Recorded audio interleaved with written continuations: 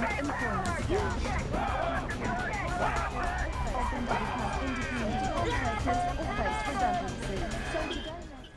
ora Aotearoa, good evening and welcome to the Union Report, where we review the news week through the lens of industrial disputes with union leaders, commentators and politicians. Joining me tonight on our International Union Movement special is the former National Secretary of the New Zealand Dairy Workers Union, who's leaving for Geneva to join the International Union of Food Workers, James Ritchie, and blogger, author and columnist, political commentator Chris Trotter. Welcome to you both. Coming up tonight, issue 1, how does the global free market impact on domestic labour relations in the 21st century? Issue 2, does the rise of lowest cost capitalism in China pose a danger to workers' rights here? And issue 3, will the global recession challenge the free market consensus, and do unions have a role in reshaping it? Plus we'll wrap with a final thought, but let's start the show with issue 1. How do workers in New Zealand compete at a domestic level when the global forces of capitalism undercut their production? James, what are the challenges transnational corporations bring to domestic workers?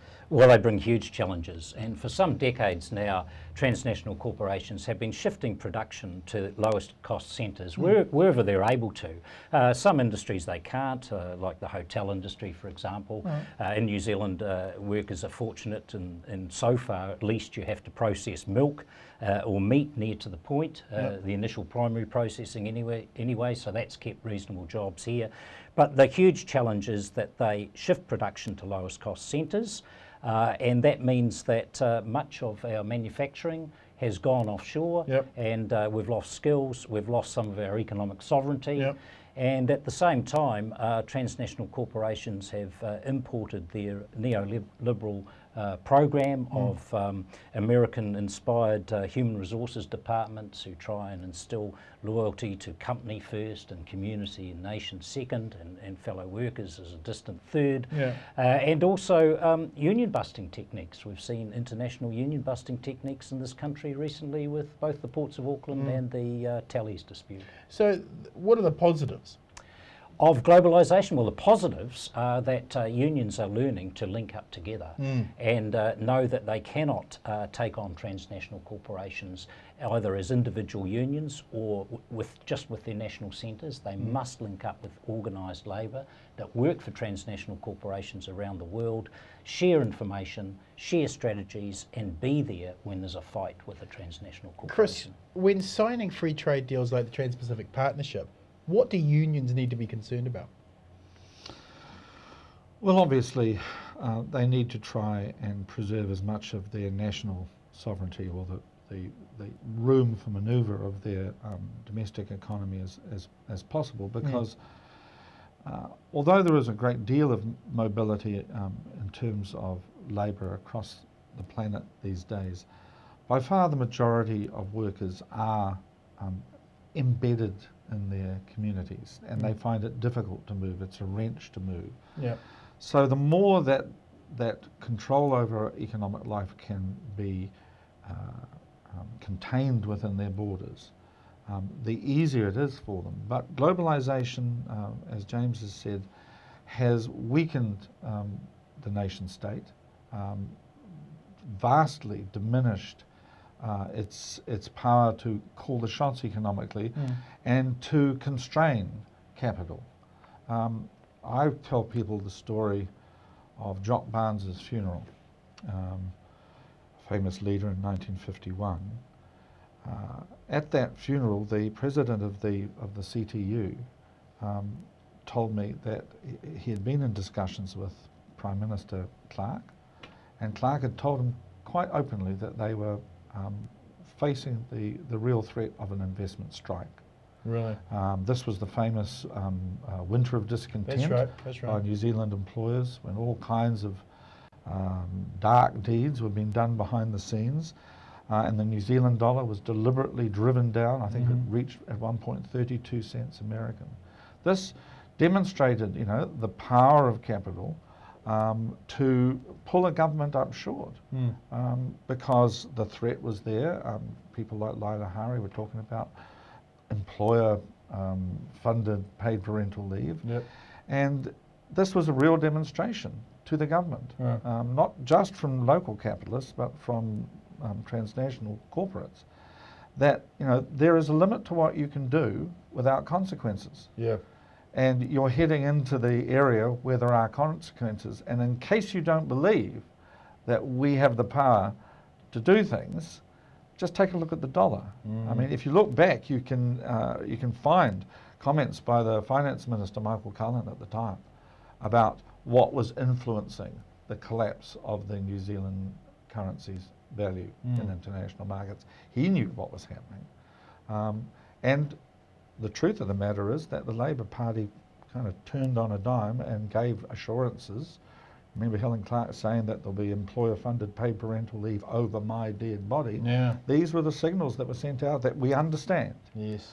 We won't go any further than this.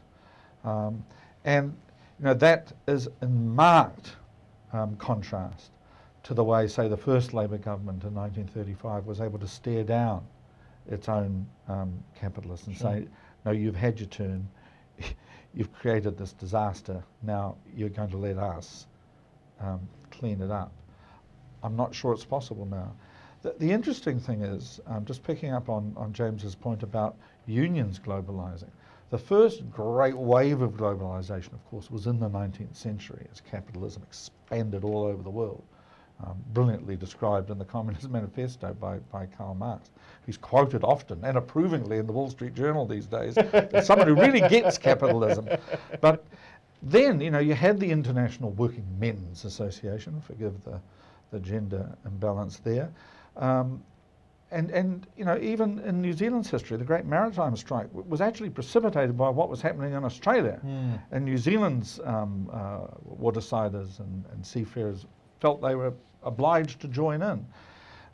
The power of the nation state over its economies, which grew out of the Great Depression in the 30s, kind of sent that into abeyance, and then it was driven even further underground, I think, by the Cold War. But now, I think James is right, we're seeing a recrudescence, if I may use that word. Well, looking at that, James, the NZDWU recently backed Malaysian workers working for Fonterra by demanding the International Union of Food Workers be allowed access to Fonterra's Malaysian plant. What sort of ships did that cause any stress with the relationship between Fonterra and NZDWU here in New Zealand? Is that something that you would suggest? There's been a point of tension between Fonterra and the Dairy Workers Union over this issue, not just Malaysia but also Sri Lanka, where Fonterra at its inception in 2001 signed up to a global framework agreement with the International Union of Food Workers and the New Zealand Dairy Workers Union, where they committed to guarantee International Labour Organisation standards wherever they operated around the world. It was very good, it was very progressive. But there's been a long-standing argument over the interpretation. And the Dairy Workers Union has said, as has the IUF, it's not enough to guarantee those rights and then prevent workers having access to those rights. And for Fonterra to say, as they have done for many years, that if those workers want to join a union, they'll contact the union outside of work and put their jobs at jeopardy. I added that bit, which is the reality of what would happen in Asia.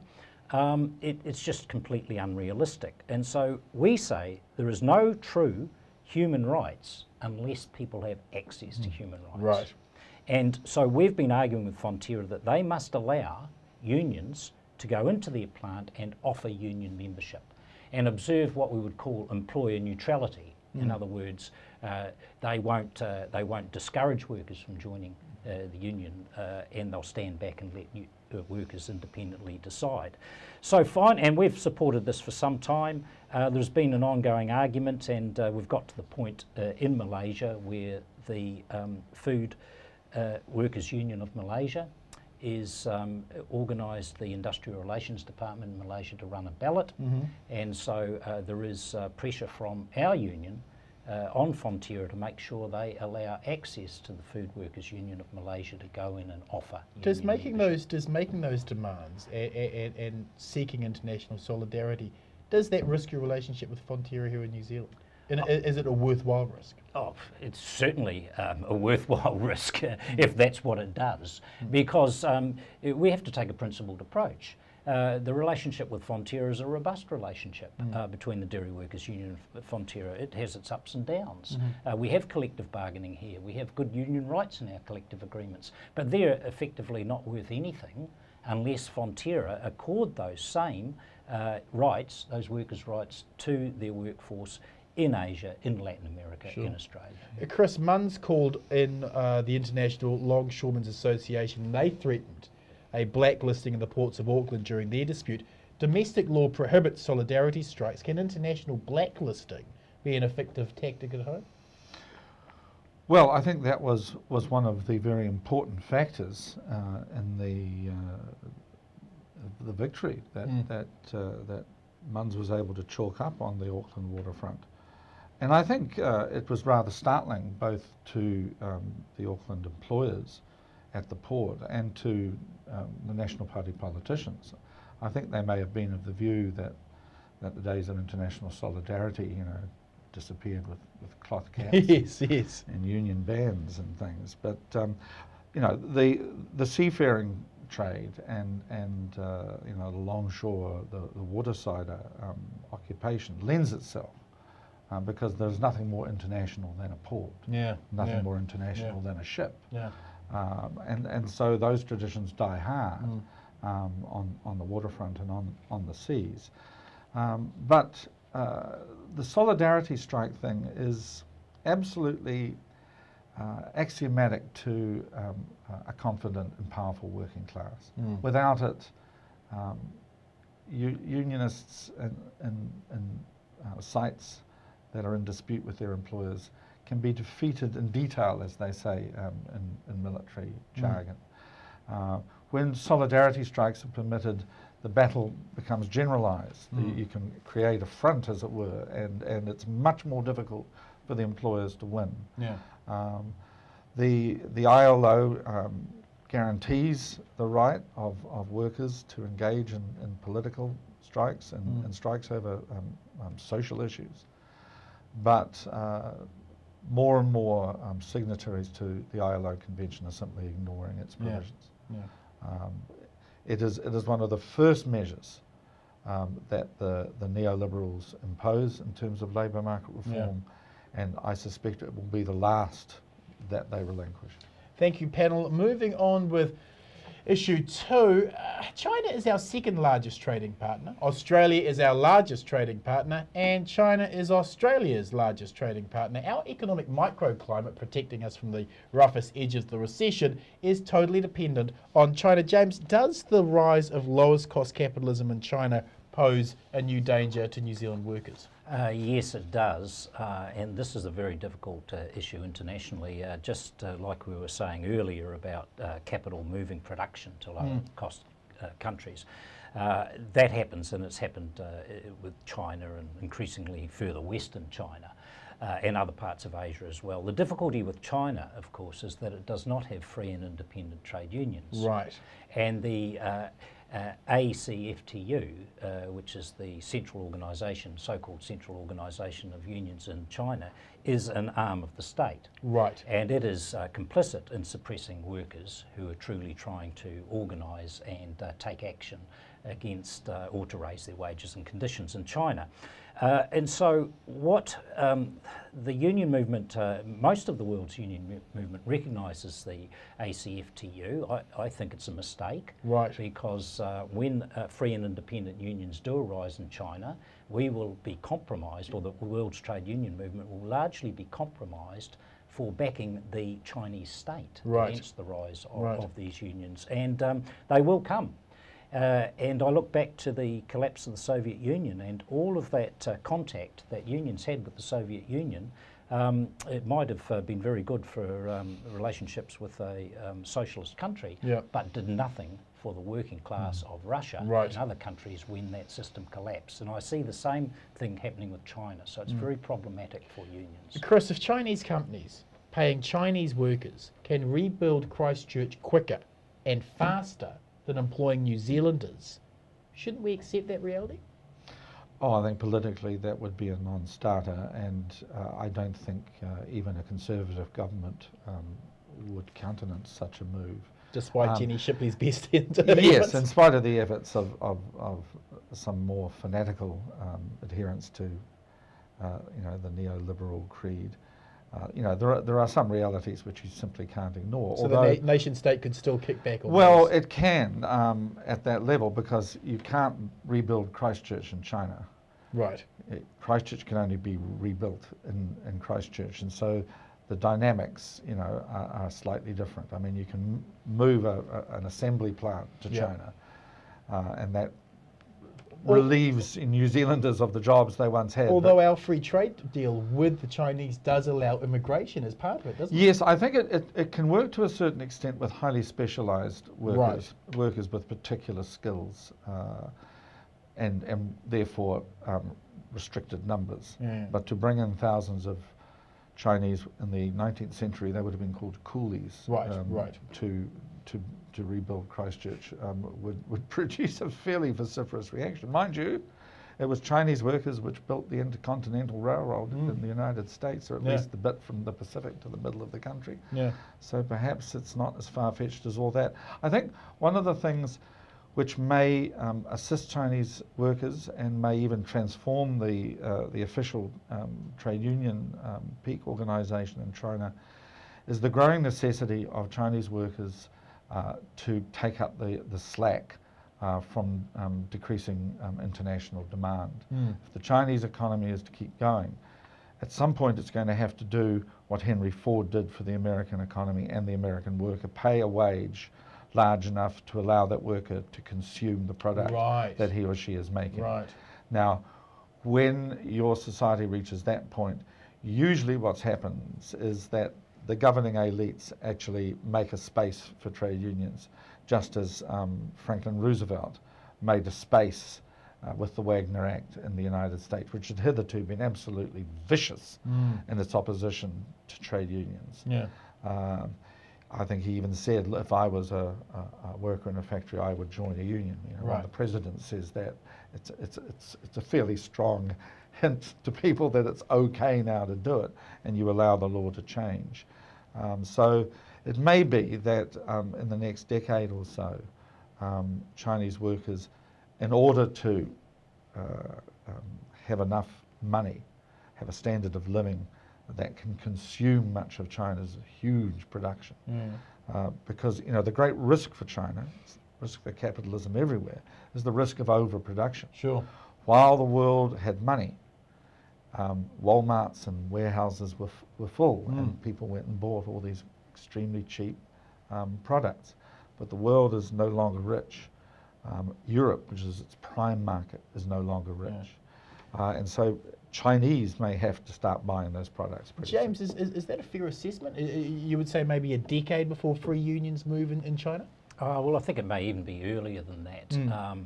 And Chris may well be right. There may be the space created for them. Right. My point is where is the international trade union movement in coming and supporting what the growth possible reason would a Russian unions? worker have to say anything positive about a New Zealander or an American or English trade union official when for 70 years they had backed unions which, rather than defend workers, had sent them to gulags if they complained. Do you think that the domestic, the need to keep harmony in China will drive this? Well, the need to keep harmony in China will drive increasing living standards, I think, in China. Whether or not that gives voice to independent trade unions remains to be seen. I would make the point too that it is not just the left where this has been a problem. The American unions made a huge mistake from the 1950s through to the 1970s to support CIA-led American foreign policy, which suppressed workers' rights, particularly in Latin America. Right. And came back to haunt them in killing unions and destroying the middle class in the United States. So you think this is a historical mistake the international union movement is making by sort of recognising the state-owned unions in China?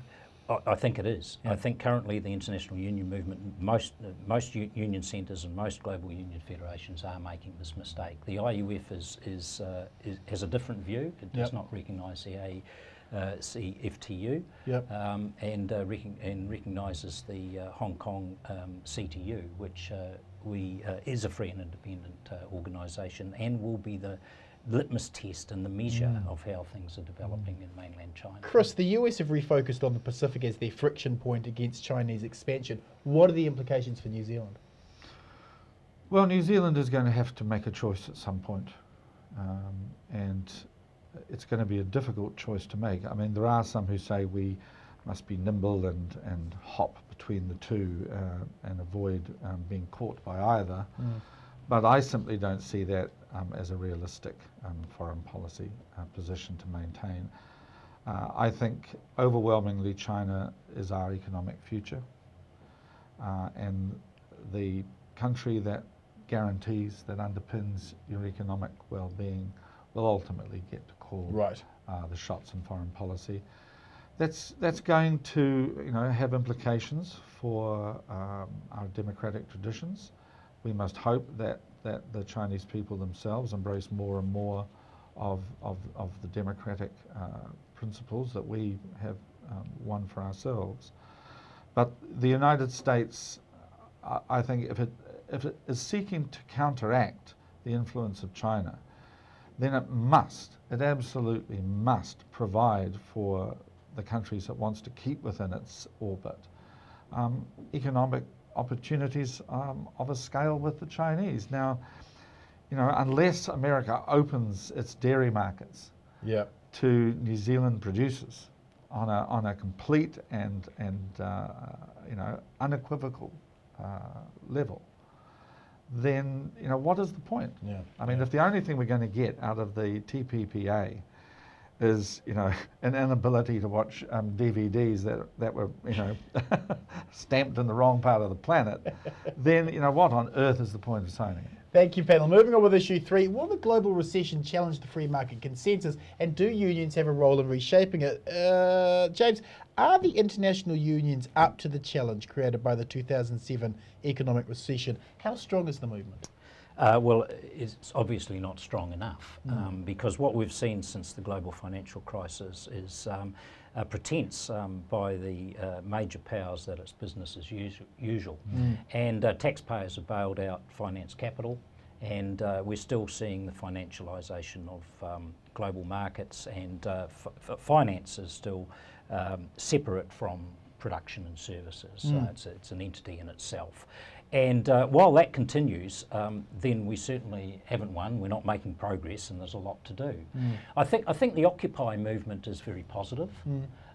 It hasn't yet translated into a mass movement which is demanding change from social democratic and Labour governments. Social democratic and Labour governments, as Chris said before, are far too timid because they're overly concerned, well, not overly concerned, it is a real concern, but I would say overly concerned about the force of capital and how it might react to progressive change. Now, we've got to get over that. We've got to get over that in New Zealand, in Australia, and in other OECD countries. Do you think we need confidence on the left? We need much more confidence. I think the policies are there. For example, the CTU has an alternative economic policy, which is excellent. It's all there.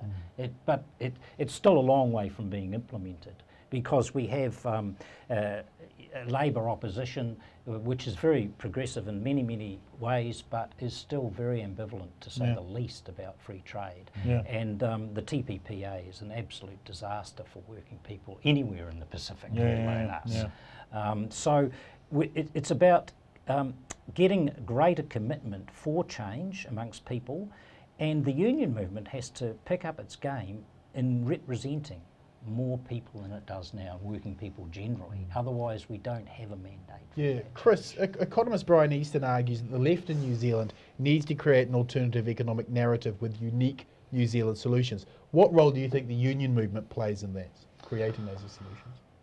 Well, historically, it has been the driving force behind economic and social change in New Zealand.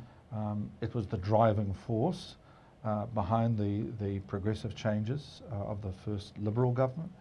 And of course it was made up, the first Labour government was made up preeminently of trade unionists. some with a very strong record of militant action. So yes, I agree with James. There needs to be vastly more confidence, more willingness to take risks on the part of both the industrial wing of Labour as well as the political wing of Labour. I think that the ideas are there. I was just perusing Labour's constitution just yesterday, and you know, if you read their principles, it is still a recognisably social democratic party. It still talks about the need of the state to ensure a just distribution of wealth, that natural resources belong to all the people. I mean, these are old and tried social democratic principles. But the problem that I see is that more and more Social Democratic and Labour politicians are embarrassed by those sort of ideas. They fear ridicule by their political opponents, by the news media. They fear the scorn of business leaders, academics, professional economists. They, I think, see a role for the state which is pretty much limited to expanding and informing the range of market interactions. And you know, that is not a social democratic vision. Let's wrap the show. James, your final word for the show this week. Well, I think this is a time of optimism, actually. I think, as Sam Cooke sang in the 1960s, a change is going to come. And we're in a period where we're still in the hole, and we haven't climbed out of that hole, but it's going to come. I feel very optimistic about the New Zealand trade union movement. I think it is very well led at the moment, and I think that employers are finding when they take on a group of workers, they're not only taking on that group of workers and that union, but they're taking on the whole trade union movement in New Zealand, and that has made a real difference this year. Hasn't it? And the union movement internationally. And so whether it be the meat workers and their support from the IUF, or the maritime workers and their support from the International Transport Federation, that international support is there, and workers are linking up internationally and nationally, and employers beware, because you're going to take on all of us. Chris, your final word this week? Well, I'm just going to take this opportunity to thank James Ritchie, because while he may not have been the noisiest of our trade union leaders, he has been certainly among the most effective. The dairy workers of New Zealand have been very well served by James, and I am sure that the International Union of Food Workers is going to be extremely well served by him, and their gain is our great loss, and I wish you all the best, James. Thank you, James. Thank you, Chris. That's it for the show. Check out our Facebook site for ongoing union campaigns and actions, and follow me on my Citizen Bomber Twitter account for all the latest show updates. Thank you for watching Aotearoa. Join us again 8 PM next Monday for the Union Report here on Triangle TV, the home of original public broadcasting. Good night, New Zealand.